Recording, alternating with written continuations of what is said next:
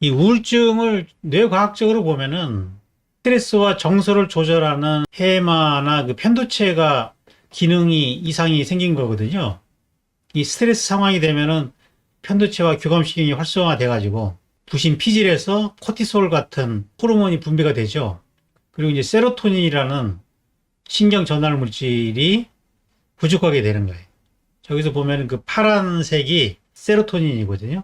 그 세로토닌이 이제 그 행복 호르몬이라고 부르는 건데 저게 이제 부족하게 되면은 이제 불면증이 오고 우울증이 생긴다고 그러는데 저 세로토닌이 이제 햇빛을 받으면은 생긴다고 그래요. 그래서 이제 햇빛을 많이 쐬라는 그런 얘기가 있죠. 그리고 또 할 수 있는 방법이 이제 호흡이죠, 호흡. 왜냐하면 그 자율신경이라는 것을 우리가 의식적으로 컨트롤할 수 있는 방법이 호흡밖에 없거든요. 호흡을 좀 느리게 하면서 호흡에 집중을 하면은 그 굉장히 큰 도움이 되죠. 그리고 이제 트라우마가 좀 심한 경우는 이제 상담 치료 같은 것이 이제 좀 도움이 될 수가 있고, 그래도 안 되면은 이제 약을 먹는 건데, 이 약이 이제 그 항우울제죠. 그래서 이제 대부분 이제 인위적으로 그 스트레스 조절 호르몬을 줄이고 세로토닌 수치를 이제 높여주는 건데, 그 과정에서 이제 감각이나 이 감정이 무뎌지는 거죠. 그리고 집중력이 이제 감퇴되고, 왜냐하면 그 이완시켜야 되기 때문에 그 신경을 또 다운시켜야 되거든요. 그러니까 자연스럽게 이제 감각이 무뎌지는데, 그 예술을 할 때는 아주 감각이 중요하잖아요. 이게 샤프해야 되는데, 근데 이제 그, 좀 더 근원적으로 그거를 치료할 수 있는 방법이 저는 예술이라고 보고 있고요. 우리가 이제 우울증의 원인을 이렇게 환경적인 요인으로 보면 뭐 스트레스나 감당하기 어려운 어떤 정신적인 상처, 트라우마 때문이라고 보는데 더 근원적인 원인을 보면은 기질적인 원인이라고 봐요. 기질. 왜냐하면은 똑같은 사건, 똑같은 트라우마를 경험해도 낙천적인 사람은 그걸 쉽게 극복하고요. 반대로 또 우울한 기질을 가진 사람은 별거 아닌 사건인데도 굉장히 심각하게 그거를 받아들여 가지고 다운되고 이런 경우가 있거든요. 그 사람에 따라서 어떤 사건을 대하는 태도가 다르다. 그래서 이 우울증을 정신병의 일환으로 보기보다는 이 기질적인 특성으로 이해하는 것이 필요하고 이 모든 기질이라는 것은 절대적으로 좋은 것도 없고 나쁜 것도 없어요. 장단점이 있는 거죠. 그래서 이 기질에 대해서는 이해가 좀 필요한데 뭐 우리나라도 그 이재마의 그 사상 체질이 있지만 서양에도 이 사체질론이 있어요. 인간의 그 몸이 그 네 가지 그 액체로 차 있는데 네 가지 액체들의 그 균형이 잘 맞으면 건강하고 그 밸런스가 좀 깨지면은 병이 생긴다고 이렇게 보는 이론인데 요 이론은 이제 고대 그리스 철학자인 엠페도클레스라는 분이 처음에 이제 그 우주의 요소를 네 가지로 봅니다. 흙, 공기, 물, 불 이렇게 네 원소로 우주가 이루어졌다고 보고 이런 네 원소설을 히포크라테스가 사체질론으로 정립을 해요.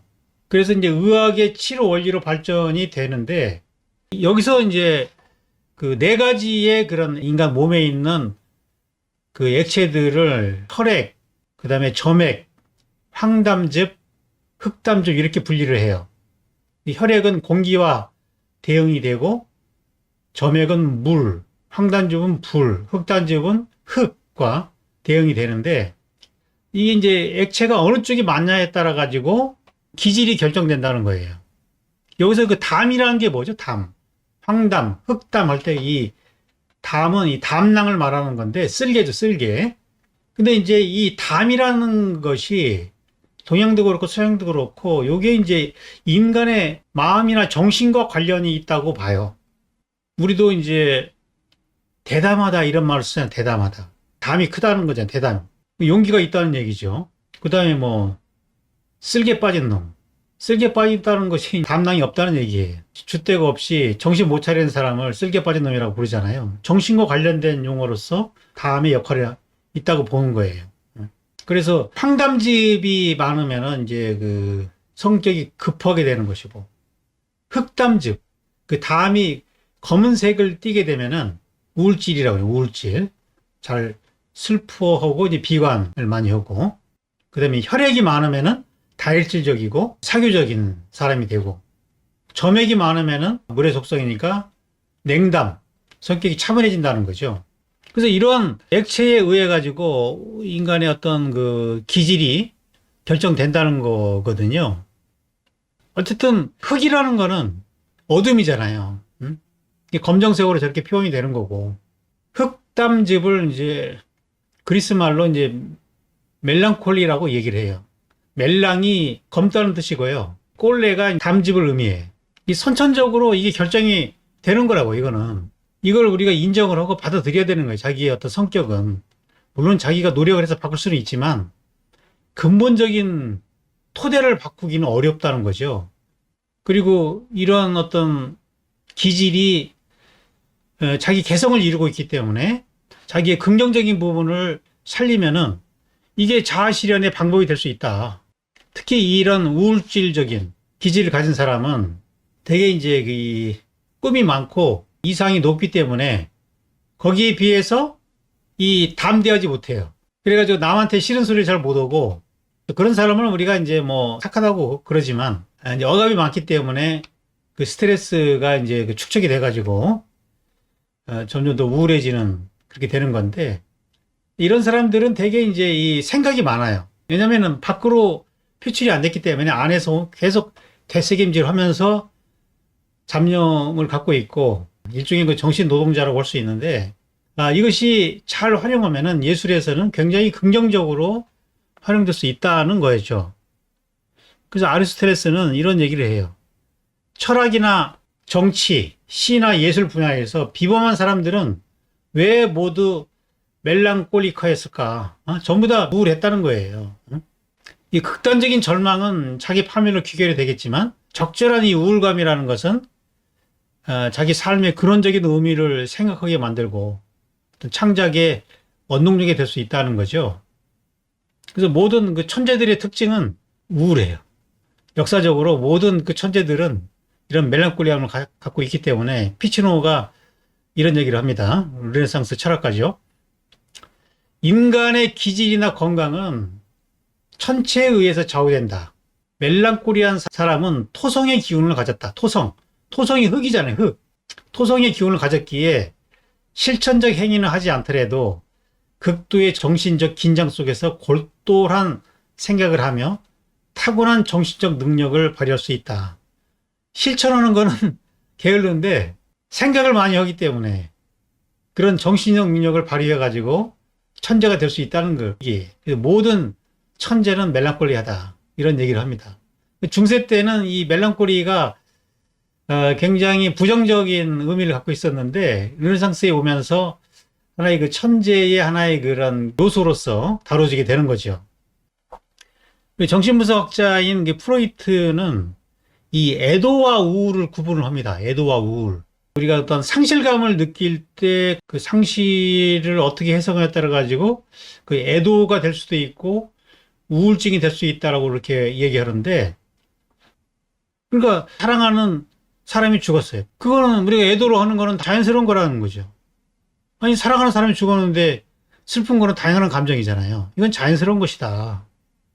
그러니까 이 애도는 시간이 지나면서 자연스럽게 이제 완화가 돼야 되는데, 근데 우울은 그것이 완화가 안 되고 계속 애도가 이어지는 거예요.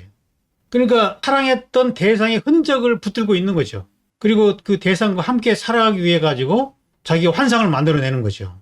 애도는 현실을 인정하는 거고, 우울은 현실을 인정하지 않고 자기 상상력을 통해서 영원히 보존하려는 이런 비현실적인, 어떻게 보면 망상이나 집착이라고 볼 수 있는데, 근데 이제 이것이 반드시 나쁜 것이 아니라 이 모든 열정이라는 거는 비현실적인 상상이나 생각에서 시작되기 때문에 예술이라는 것은 그렇게 현실에서 이루지 못한 비현실의 대상을 소재로 삼기 때문에 예술가들한테 이 우울이라는 것은 굉장히 중요한 창작의 계기가 된다. 그 프로이트도 그래서 예술을 굉장히 중요시해요. 그리고 아간벤이 그 1977년도에 행간이라는 이 책을 썼는데, 여기서 이제 나태에 대한 얘기를 해요. 나태. 나태는 이 내면의 유령이 끊임없이 뱉어내는 생각들이라는 거예요. 이걸 이제 우리가 이제 조절하지 못하면은 우리 영혼의 타락을 하게 되는 건데, 그 종교적인 어떤 수행자들이 이런 그 나태에 걸려가지고 어떻게 되는지를 아간벤이 그 세밀하게 고찰을 하는데, 이분이 바라보는 관점은 이 나태를 게으름의 관점으로 보기보다는 우울과 연결시켜요. 우울, 절망, 이런 범주로 보고 있는 것이고, 이 나태한 것과 우울증이 상당히 비슷하거든요. 그래서 이 나태한 인간이 그 대상은 원하지만 그것에 이르는 길은 원하지 않는다. 그 욕망을 하면서도 욕망을 이루기 위한 길을 가로막는 것이 나태거든요. 최대한의 어떤 그 비현실적인 꿈의 상상을 움켜쥐고 있어야 최대한의 어떤 그 현실을 구축할 수 있다는 것이 이분이 말하고자 하는 그런 궁극적인 그런 메시지인데, 한 밤을 거쳐야 새벽의 여명이 동트듯이 예술은 언제나 현실을 재현하는 것이 아니라 그런 그 비현실을 현실로 창조해야 되는 거거든요. 그러니까 우울증은 질병이지만 창조가 나오는 하나의 그 원산지다, 이렇게도 말할 수 있는 거죠. 대개 우울증 있는 사람은 이 꿈을 포기하지 못하는 사람이에요. 대부분의 사람들은 사회 과정에서 꿈을 포기하죠. 자기 꿈을 하나씩 내려놓는 것이 사회생활 잘한다 소리를 듣게 되는 거거든요. 근데 계속 이상을 포기하지 못하기 때문에 그걸 집착하게 되는 것이고, 그 잃어버린 꿈을 기어이 물질화시키려는 욕망이 창조적인 예술을 나올 수 있다는 거죠. 우울이라는 것은 특정 대상을 소유하려는 그 욕망이 나오는 거거든요. 욕망. 욕망 없으면 우울하지도 않아요. 그걸 이루지 못하기 때문에 우울한 거거든요.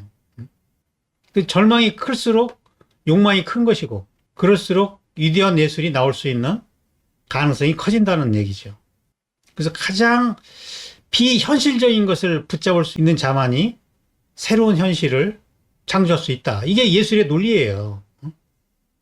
그러니까 이렇게 생각하면은 이것이 나의 기질이고 훌륭한 예술을 할 수 있는 하나의 조건이다. 이렇게 생각하는 것만으로도 분위기 전환이 될 수 있다는 거죠. 중요한 거는 작품을 할 때 어떻게 그 감정을 실어서 자기의 꿈을 구현할 수 있을 것인가. 이게 이제 중요한 문제인데, 그러려면은 자기의 꿈을 방해하는 불연성 쓰레기들을 활용할 수 있어야 되는 거예요. 보통 이제 종이 같은, 나무 같은 불에 잘 타는 것들은 타서 없어지거든. 그것들은 애도 같은 거, 애도. 잠깐 슬펐다가 사라지는 거라고요. 근데 이제 병이라든지 잘 안 타는 것들, 깡통, 이런 것들은 타지를 않고 계속 남아있는 거라고요. 그런 거를 이제 불연성 쓰레기라고 그러는데, 그것이 이제 기분을 다운시키는 원인이 되는 거거든요. 그것들을 창조의 하나의 모티브로 삼아야 되는 건데, 처음에는 그것들을 찾아내는 게 필요해요. 그 쓰레기가 뭐가 있는지를 몰라요. 근데 계속 그 감정이 계속 집중해서 그 감정 안으로 들어가다 보면은 어떤 사건이 나오는 것이고, 그 사건에 해당하는 소재들이 있어요. 그 소재를 찾아내면은 그 감정이 들어갈 수가 있는 거거든요. 그래서 그런 소재들을 찾아내면서 그것들을 그림 속에 이렇게 그려 넣는 거예요. 그 소재들을. 그러면은 그 감정이 떠오르지만 그걸 객관화할 수 있는 힘이 또 생기면서 그거를 관조하게 되는 거죠. 관조. 그러면은 이제 어느 정도 거리감이 생기면서 자기의 꿈이 거기서 또 작동이 되죠. 그런 어떤 억압된 상태에서 벗어난 상태를 그려 보이는 거예요. 그것도 어떤 소재가 필요해요. 좋았던 기억. 그러니까 안 좋았던 기억과 좋았던 기억을 같이 충돌시키는 거라고요. 그래서 궁극적으로는 자기가 좋았던 기억으로 이뤄 나가는 거죠. 그렇게 되면은 현실에서 못했던 거를 그림 속에서는 할 수 있는 거잖아요. 예를 들어서 이중섭의 작품을 한번 예를 들어보죠. 이중섭의 경우는 가족들이 뿔뿔이 흩어지게 되잖아요. 피난 생활을 하면서. 가족이 함께 사는 것이 이제 자기의 꿈이에요. 근데 현실은 그렇게 되지 못한 거잖아요.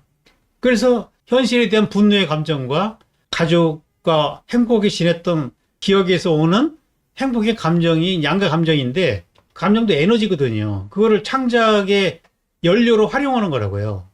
그 분노가 올라올 때는 분노한 소를 그리는 거예요. 대체물을 찾는 거예요. 대체물. 어떤 저기 사물이 될 수도 있고 동물이 될 수도 있고 그 대체물을 찾아가지고 그 대체물에 자기의 불쾌한 감정을 투영을 하는 거예요. 그러면은 분노를 표현할 수 있는 색깔, 붉은색, 또 표정, 이 감정이입해가지고 계속 자기 분노를 바라보게 되는 거잖아요. 그러면 이제 거기서 빠져나올 수 있는 거죠. 또 이상적인, 현실에서 이루어지지 못한 것이 이루어진 꿈을 꾸는 거예요. 저렇게 가족이 다 만나가지고 네 명의 가족이 저렇게 손잡고 춤을 추는. 저건 이제 낭만적인 상상이잖아요. 현실에서는 어려워요. 그러나 그림에서는 저게 가능하다는 얘기예요. 이렇게 풀 수 있는 거라고요. 이 두 개가 같이 섞일 수도 있고 이렇게 따로따로 풀 수도 있는 거라는 거죠. 그러면 이제 그림 그릴 때 이제 감정이 막 들어가서 그게 해소가 되기 때문에 그림 그리면서 치료가 이루어지는데 근데 그림을 그릴 때 이런 감정이 투사가 안 되면은 집중이 안 되니까 자꾸 그림을 안 그리게 되고 그림을 그려도 도움이 별로 안 되는 거죠. 반 고흐 같은 경우도 이런 케이스인데 그래서 계속 그림 그리잖아요. 그림을 그려야 이게 해소가 되니까.